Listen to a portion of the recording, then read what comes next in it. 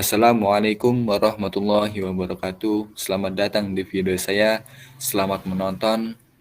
Baik, di sini saya ingin menyampaikan sedikit materi, tapi sebelum saya menyampaikan materi, saya di sini membuat video ini karena untuk melaksanakan ujian akhir semester mata kuliah Kepemimpinan, Keterampilan, dan Komunikasi.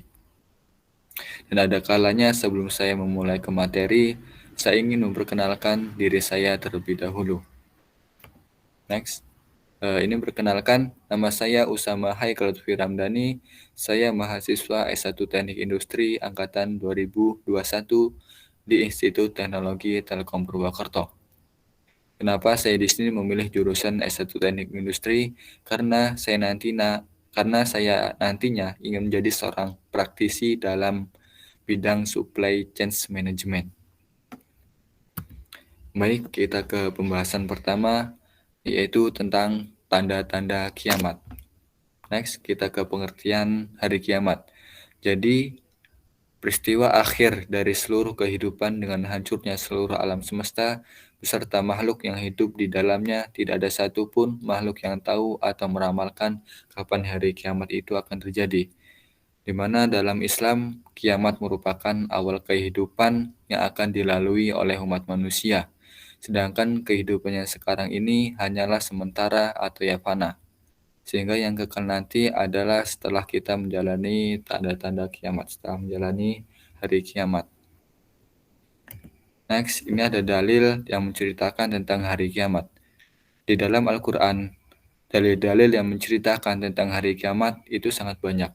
Di sini saya mengambil salah satu dalil yang menceritakan tentang hari kiamat dalam surat Al-A'raf ayat 187.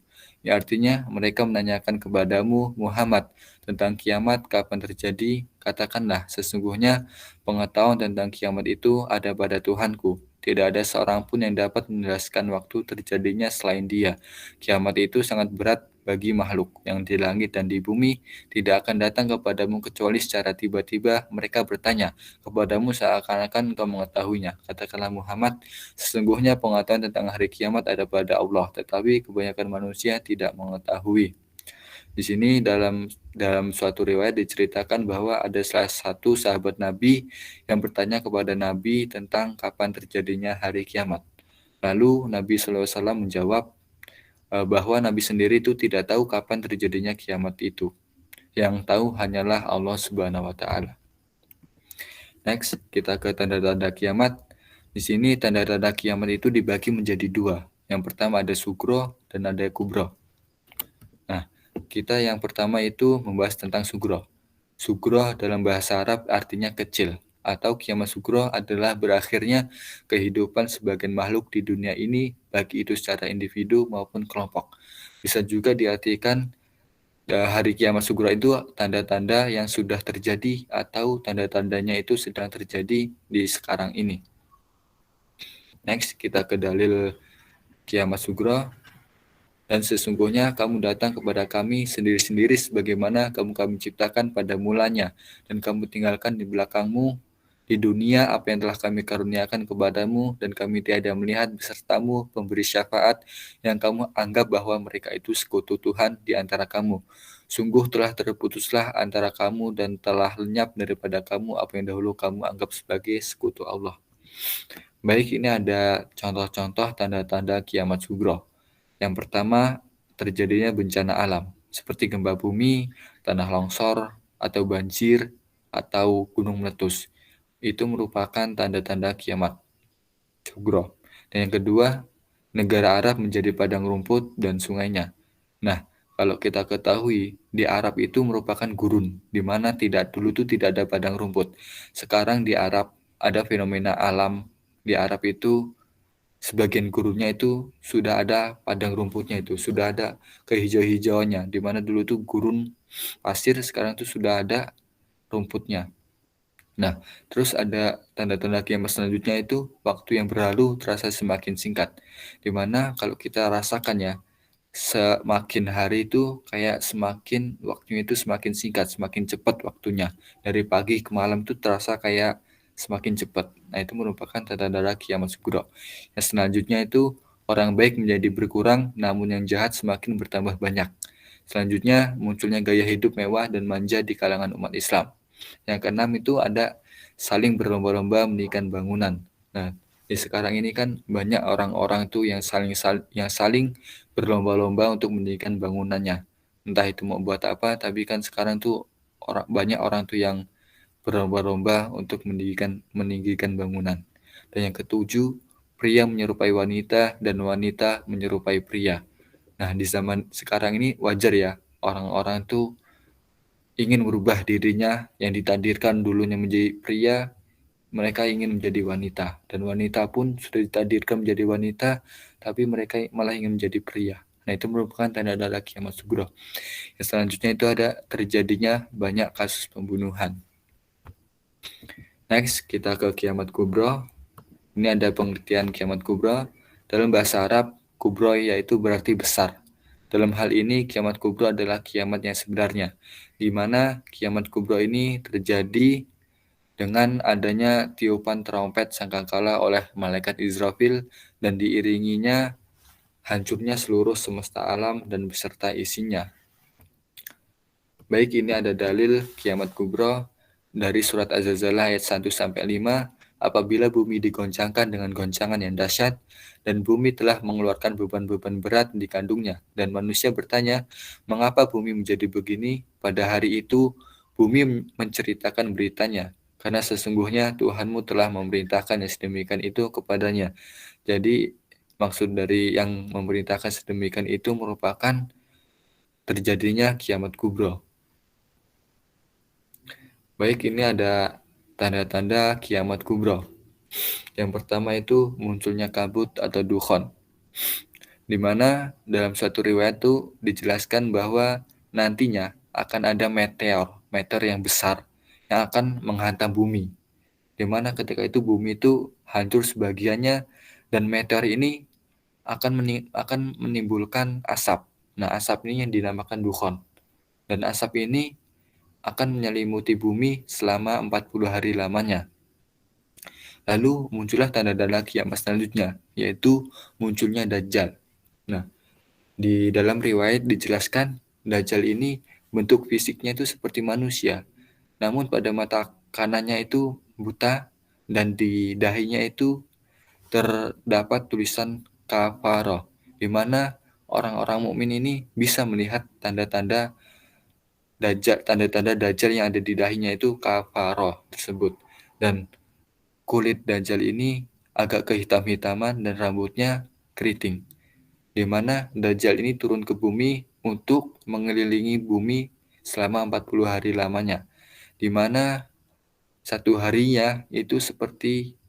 pertamanya seperti 1 tahun, dan 1 hari setelahnya itu seperti 1 bulan, dan 1 hari setelahnya itu seperti 1 minggu, dan 1 hari setelahnya itu seperti 1 hari seperti biasanya, di mana Dajjal ini mengelilingi bumi dan tidak ada tempat yang tidak ia datangi kecuali Madinah dan Mekah, di mana ketika itu Madinah dan Mekah dijaga oleh para malaikat sehingga Dajjal pun takut untuk memasuki daerah tersebut.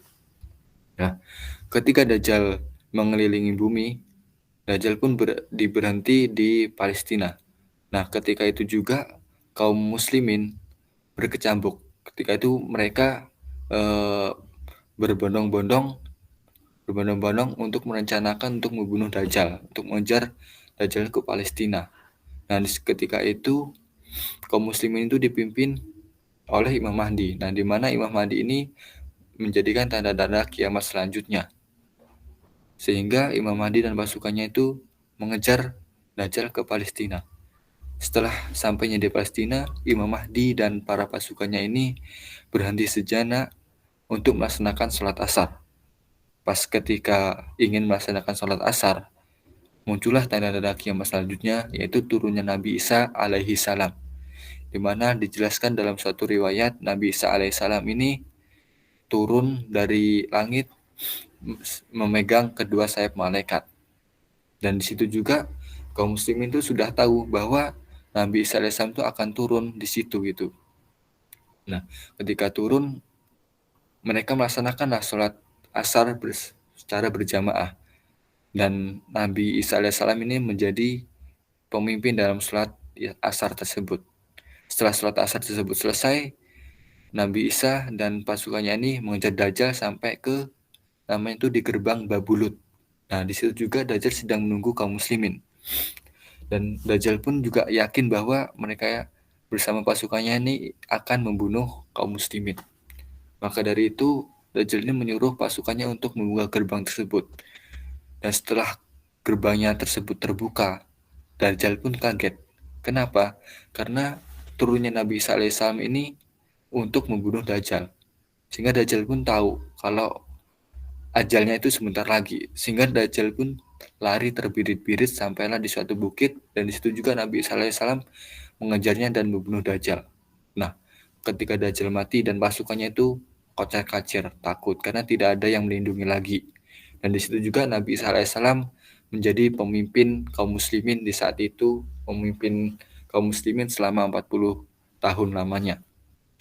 Di mana di zaman kepemimpinan Nabi Isa alaihissalam ini seluruh manusia itu tentram. Tidak ada yang namanya terjadi peperangan, tidak ada namanya perampokan atau kejahatan-kejahatan lainnya. Lalu Allah menurunkan tanda-tanda kiamat selanjutnya, yaitu munculnya Ya'juj dan Ma'juj. Nah, di sini di dalam riwayat digambarkan bahwa Ya'juj dan Ma'juj ini bergerombolan datang ke bumi, dan fisik Ya'juj Ma'juj ini digambarkan badannya itu pendek, matanya itu sipit, dan rambutnya itu keriting keikal-ikalan gitu. Dan kulitnya itu agak kehitam-hitaman. Di sini Nabi Isa alaihissalam tidak berani melawan Ya'juj Ma'juj. Kenapa? Karena Ya'juj Ma'juj itu rakus. Semua yang ada di bumi dan adanya di langit itu dimakan. Sehingga Nabi Isa alaihissalam tidak bisa melawan Ya'juj Ma'juj. Sehingga Allah menyuruh Nabi Isa alaihissalam untuk pergi ke suatu bukit, di mana itu bukitnya namanya itu Bukit Tur. Di sana Nabi Isa alaihissalam dan pasukannya pergi ke Bukit Tur dan berdoa agar Ya'juj Ma'juj ini mati. Dan Allah mengabulkan doa Nabi Isa alaihissalam. Dalam suatu riwayat dijelaskan Ya'juj Ma'juj ini matinya dengan Allah menurunkan hama, di mana hamanya itu cacing yang keluar dari tubuhnya sendiri, dari tubuhnya Ya'juj Ma'juj sendiri, yang akan memakan organ-organ tubuhnya Ya'juj Ma'juj. Nah, setelah Ya'juj Ma'juj mati, Nabi Isa alaihissalam kembali memimpin umat muslim ketika itu sampai Nabi Isa alaihissalam ini wafat. Lalu Allah subhanahu wa ta'ala menurunkan tanda-tanda kiamat selanjutnya, di mana setelah kematian Nabi Isa alaihissalam, kaum muslimin ini kembali lagi ada yang ingkar, kembali lagi ada yang kufur, yang tidak beriman kepada Allah. Langsung Allah menurunkan tanda kiamat selanjutnya, yaitu munculnya hewan yang melata atau yang disebut dabah. Dalam suatu riwayat dijelaskan dabah ini kita tuh tidak bisa membedakan mana yang namanya depannya, mana yang namanya belakang. Dan hewan ini juga bisa berbicara kepada manusia, dan hewan ini membawa tongkat, di mana ketika tongkat ini diketokkan ke orang-orang yang tidak beriman atau orang yang munafik, mukanya itu akan terbakar karena kena getokan tongkatnya. Dan jika getokan tongkatnya ini dikepalakan orang muslim, maka disitulah timbullah cahaya gitu. Lalu Allah menurunkan tanda-tanda kiamat selanjutnya, yaitu gempa di benua Asia dan gempa di benua Barat, di mana gempa ini secara bersamaan amblesnya dunia di benua Asia dan benua Barat. Lalu Allah menurunkan tanda kiamat selanjutnya, yaitu api dari Yaman. Diriwayatkan munculnya api dari Yaman ini di kota Aden namanya, di mana api ini muncul dari bumi hingga menjulang tinggi dan besar seperti gunung, hingga melebihi gunung malahan. Dan ketika itu kaum orang-orang yang pada saat itu tidak tidak bisa berpergian karena saking panasnya api tersebut. Lalu Allah menurunkan tanda-tanda kiamat selanjutnya itu matahari terbit dari barat, di mana ketika matahari ini belum terbit dari barat, disitulah tobat masih bisa diterima. Dan setelah matahari terbit dari barat, disitulah semua tobat tidak bisa diterima lagi. Baik, tadi hanyalah materi, semoga bermanfaat. Kita ke materi selanjutnya, yaitu tentang apa itu korupsi. Jadi, korupsi ini mempunyai arti yang luas. Bisa dikatakan korupsi ini merugikan diri sendiri atau merugikan orang lain. Atau juga bisa dikatakan korupsi ini memperkaya diri sendiri. Baik, kita ke slide selanjutnya. Ini ada salah satu contoh korupsi yang dilakukan oleh mantan Menteri Sosial ya, yang bernama Julari Batubara, di mana dia ini mengkorupsi uang pengadaan bansos penanganan kasus COVID-19.